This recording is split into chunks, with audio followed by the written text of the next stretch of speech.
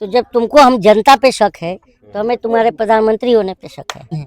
एक आम इंसान है, अरे मानो मेरा एक सपना है, मैं चाहता हूँ कि हवाई चप्पल वाला हवाई यात्रा करे और खाली उसके नाम के आगे रंजीत राणा है। नाच ना आवे आंगन टेढ़ा, जिसको जनता ने पलकों पर बिठा दिया, आज पूरी हिंदुस्तान जानता है। तो अगर पप्पू यादव अगर ओवैसी के साथ आ गया तो पूरा दुनिया जानेगा उसको। नहीं, ओवैसी एक वाइड ऐसा नेता दिख रहा है जिसने अब गरीब जो जनता है, दलित मुस्लिम माइनॉरिटीज है, उसको अब उसकी तरफ सोचने पर मजबूर कर दिया है और लोगों को सोचना चाहिए। मुझे ऐसा लगता है, पर्सनल ओपिनियन है कि ये गलत पार्टी में है। अगर वो ओवैसी की पार्टी में आ जाते तो उनका ये हाल ना होता और बहुत बड़ा कद होता पूरे भारत में। चुनाव आयोग ने बोला है कि मैं सरकार में शामिल नहीं हो सकता हूँ, लेकिन बाहर से समर्थन मेरा जारी रहेगा। बिहार में चुनाव नहीं है, बीजेपी चोर दरवाजे से सरकार में आने वाला है, ये लग रहा है। क्योंकि ये देखिए, इधर कैमरा घुमाइए आपकी, ये इतनी भी पढ़ी लिखी जनता नहीं है जिससे डॉक्यूमेंट्स जो मांग रहा है 1987 से पहले का, जिसके ये अंकल हैं। ये अंकल आप इधर आइएगा। आपके टाइम पर जब लोग पैदा होते थे, जब घरों में पैदा होते थे, पूछिए, घरों में पैदा होते थे? हाँ, घरे में होता और था। उनका सर्टिफिकेट बनता था क्या? नहीं बनता था। बताइए इनको, बनता था? ना बनता था।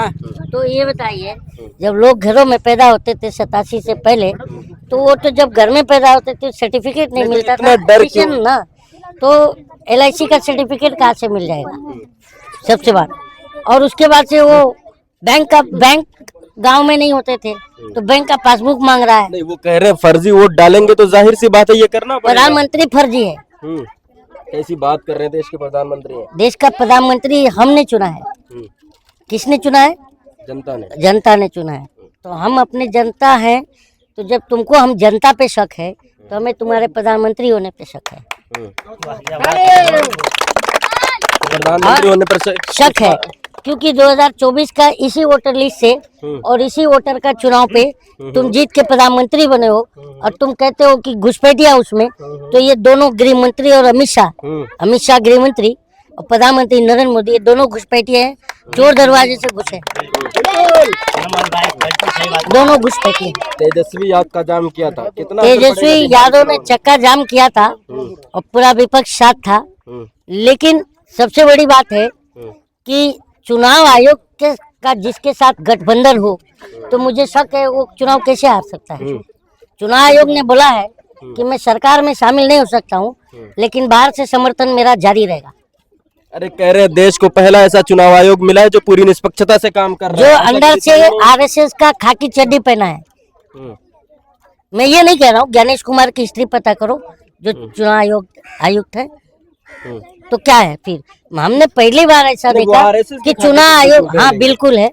क्योंकि ये बताइए, ये NRC लागू कौन करना चाहता है? ये तो पूरा ड्राफ्टिंग RSS की है ना, RSS की है, जिसमें मुसलमान हो, दलित हो, आदिवासी हो, ये दूसरे दर्जे का शहरी माना जाएगा। अच्छा, एक सवाल है। हाँ, NRC से परेशानी क्या है?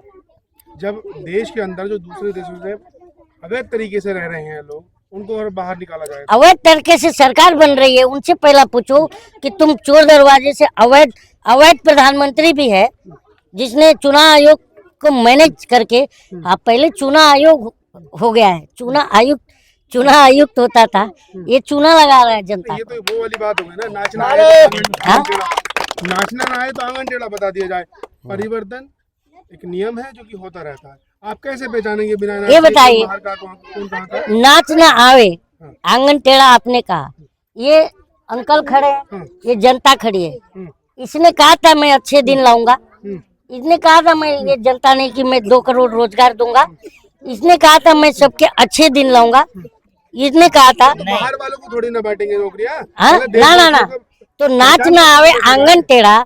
जब एक बात है, ये बिहार की जनता है, आप पत्रकार हैं, आपको पता होना चाहिए कि पर कैपिटा इनकम में पूरे भारत में कितने ऑन एन एवरेज में रेशियो कितना है पर कैपिटा इनकम? 2 लाख रुपया है, 2 लाख रुपया है। और अभी बिहार का पर कैपिटा इनकम कितना है? 56,000, 60,000 रुपया है, 60,000 मान सकते है ना। तो 2,40,000 पीछे कर दिया इस बिहारियों को, और बोलते हो कि ये बहुत काम हुआ है। तो वही तो और बात चल रही सवा है। 1.25 लाख इस बिहारियों को बेवकूफ किसने बनाया था? 60 लाख करोड़, 60,000 करोड़ के 55,000 करोड़ कि 70,000 करोड़ कि 80,000 करोड़, लो 1.25 लाख करोड़ का पैकेज कर दिया। वो पैकेज आज तक नहीं मिला। वही तो बिहार को स्पेशल स्टेट का दर्जा मिलना था, वो भी नहीं मिला। ये मोदी ने क्या था ना कि मैं भाई बहनों, मेरा एक सपना है, मैं चाहता हूँ कि हवाई चप्पल वाला हवाई यात्रा करे। एक बार बताइए, आपके यहाँ प्रदर्शन हुआ, विपक्षियों ने प्रदर्शन किया, 9 तारीख को प्रदर्शन किया, वहाँ पर आप ही की पार्टी के लोग, आप ही की पार्टी मतलब क्या? आप लोग मैं विपक्ष किसी में हैं पार्टी का हूँ? आप लोग विपक्ष अरे में हैं जनता है हम किसी जनता पार्टी है से, ना। किसी पार्टी से क्या? नरेंद्र मोदी की ये आपने ये वर्ड क्यों यूज किया? आप नरेंद्र मोदी की नीतियों का विरोध तो करते हैं। क्योंकि we have the right, we have the right, आलोचक है ना, we are making a prime minister, आलोचक है ना। We have the right to ask question from prime आप ये मिनिस्टर। बताइए, आपके नेता को कांग्रेस कौन नेता हमारा? मेरा नेता कौन? आरजेडी और मेरा नेता है क्या?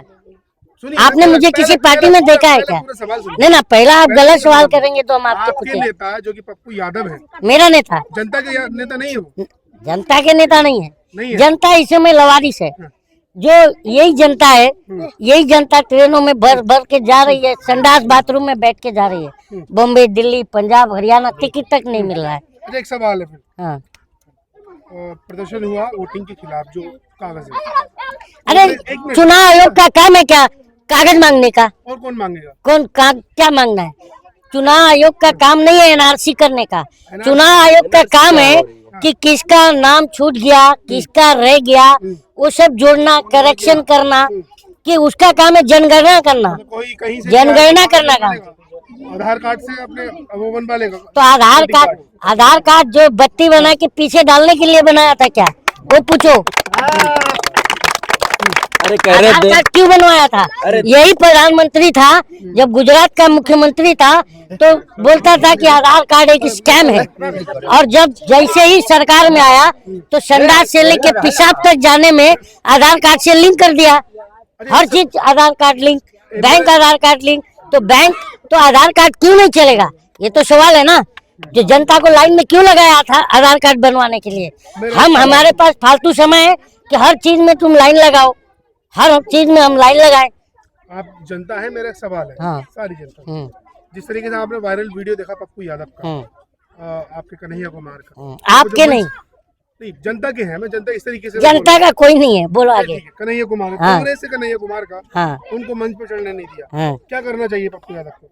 अब पप्पू यादव को अपना फैसला लेना चाहिए। हाँ, और पप्पू यादव मुझे लगता है, मेरा पर्सनल ओपिनियन है कि एक गलत पार्टी में है।